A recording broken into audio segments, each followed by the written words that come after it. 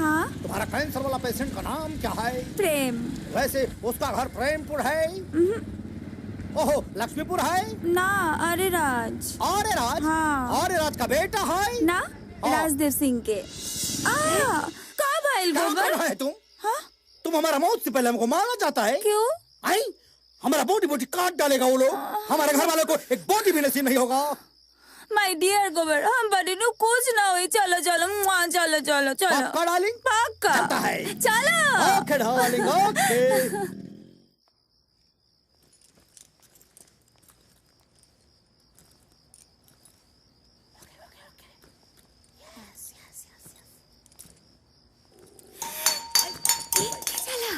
लौकत नहीं के का?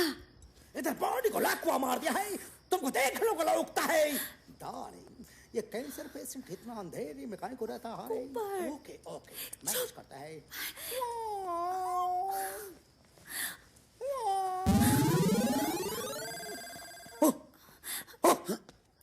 रे हट हट। अलग मत करी। Oh my God. रिया, हम रौरा से दूर रह के ना जी पाए। बाबूजी रौरा के धोखा देले पाए। हम वो घर में एक पल नहीं के रह चाहत। हमसे शादी कर ली प्रेम। प्रिया, अपने जज्बात पर काबू रखा। जब तक ले गांव की समस्या ठीक से निपट न जाए तब तक ले शादी ना हुई। इससे अभी तू अपना घर जा। घर जाए तो एक गबरोड़ा से शादी करे के पड़े। तू सिर्फ हमारा हो। अगर तोहरा से क्यों शादी करे के सोची भी ना तो कर गर्दन काट दे। ऐ सुन, नमस्ते।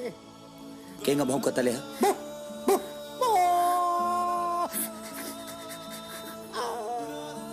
वही भौकत प्रिया के ले जाओ। Okay brother, thank you my darling, my sweetheart, my baby. एक रणवे को मरने से बचा लिया है, इसके लिए बहुत बहुत thanks. Priya my darling, my sweetheart, my baby.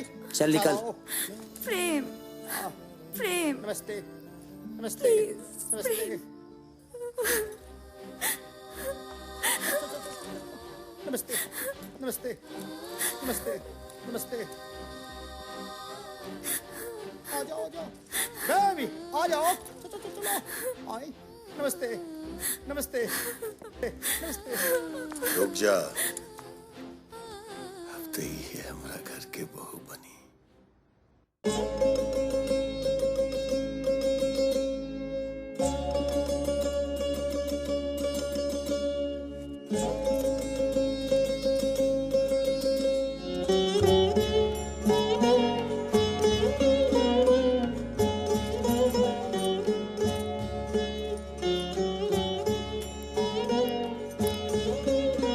ला बिटिया, सगरी घर में दिखावा।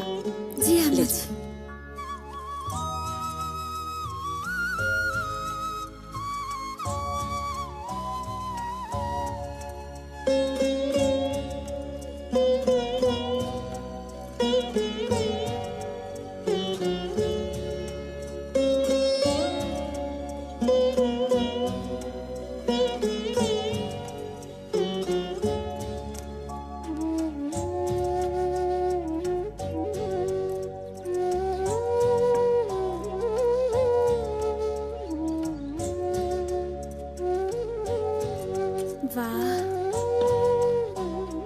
बुझाता रात भर खेत कोड़ले बाड़ी। ओ तारे सुतल बाड़ी। हम के देखते तो इनके करंट मारती। ओहो, आर्थिन दे के वोल्टेज कम करी के पड़ी।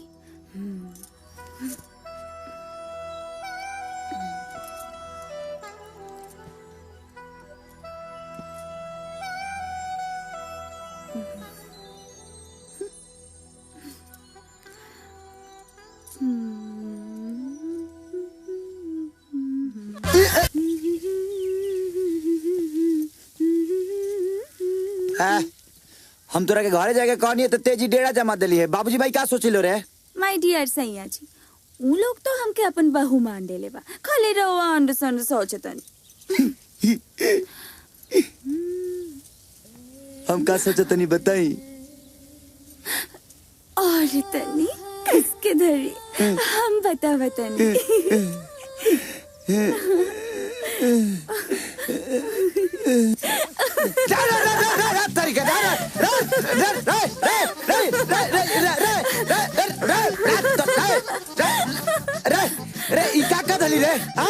ये तो अम्मा जी या बाबूजी बताए। अम्मा जी, बाबूजी। बिटिया ये का हाल बनले बड़ू? हम ना राउत बेटा बनैले बनी। प्रेम ना माई, झूठ बोलती है। बाबूजी पहले ये बताई हम हतनी है। अरे राम, अरे ना रे बिटिया, तू साक्षात लड़की बाड़ू, हमर बिटिया बाड़ू। फिर राउत बेटा काहे कहता नहीं? चलो पानी में ना के रोमांस कर जाओ। देखी जबरदस्ती हमके पकड़ के अपने साथ ना अवध रहनी है। रा झूठी बोलो, झूठ रा माई। प्रेम चुप, थारी भेजल दे के तार सबे बदमाशी के सबूत दे रहा। मोहन, हाँ पाहुन, अब देरी मत करा, निकलवा दे कर सबके बियाह के मुंह। हाँ एकदम पक्का। बाबूजी कब के निकलवाई? कब के निकलवाई? यही महीना के निकली। चलो हाँ चली पाहुन चली, ई कातरा चकोड़ा हम जानते नहीं एकरा के।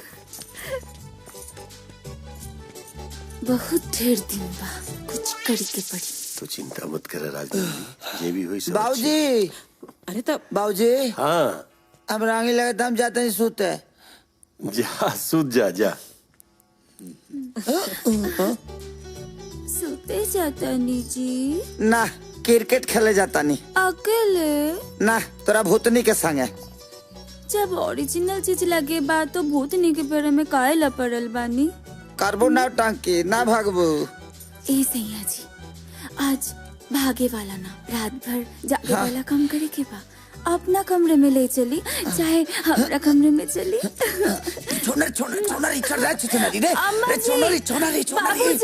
अरे बेशरम तनी शरम तक कर। सब बेशरम हो गइल बानी। हमके कहता नहीं हमारे साथ सूते चे। बिना शादी पहले हम यहाँ के साथ कैसे सूते सके?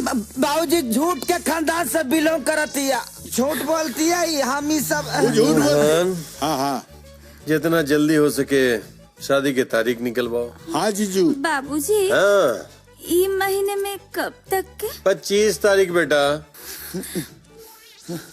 अभी बहुत दिन बा, टाइट करी के पड़ी।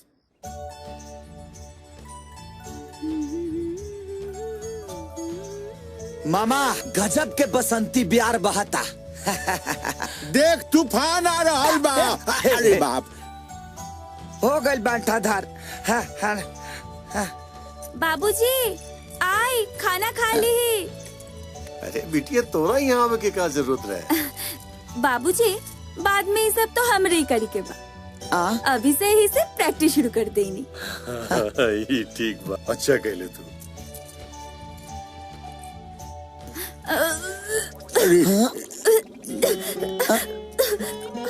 बाबूजी देखी तने मुनी घाम का लागल, लाए के टोटा पोटा फेंक देलस। ए बेटा देख तेरा तबीयत ठीक नहीं खिलागत, तू थोड़ा बैठ जाई जा, ओकरा बाद तू घरे चल जिया। बेटा बाबूजी ये तबीयत खराब होके वाला उल्टी ना हो।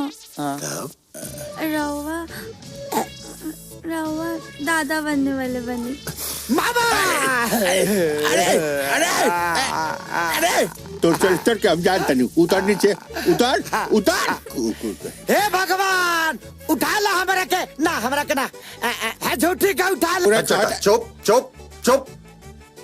मोहन जिया जी, अब लगा था बहुत देर हो गई, जल्दी अगर ब्याह के दिन तय करा।